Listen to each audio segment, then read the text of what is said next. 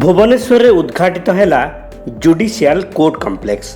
नवनिर्मित कॉम्प्लेक्स को उद्घाटन कले राष्ट्रपति महामहिम द्रौपदी मुर्मू, राज्यपाल, हाईकोर्ट मुख्य विचारपति उपस्थित थे।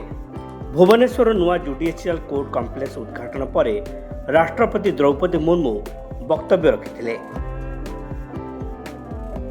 लोकों भाषा रे कोर्ट कार्य हेउ बोली परामर्श देइथिले राष्ट्रपति। त्वरित न्याय प्रदान सपक्ष मत देइथिले राष्ट्रपति द्रौपदी मुर्मू। यह अत्याधुनिक जुडिशियल कोर्ट कॉम्प्लेक्स रे अनेक सुविधा रही। भारतर प्रथम जिला कोर्ट मध्य भुवनेश्वर यह जुडिशियल कोर्ट रही।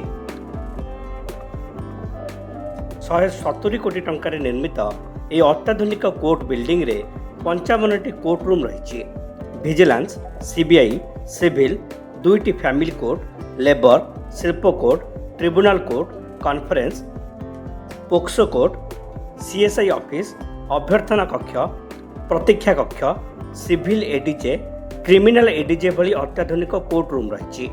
यह जज मानक पई 55टी चैम्बर रही। पूरा कोठारे सेंट्रल एयर कंडीशनर व्यवस्था होईछि। 1000 गाड़ी पार्किंग पई स्थान रही। यह लाइब्रेरी, बैंक और पोस्ट ऑफिस मध्य रही।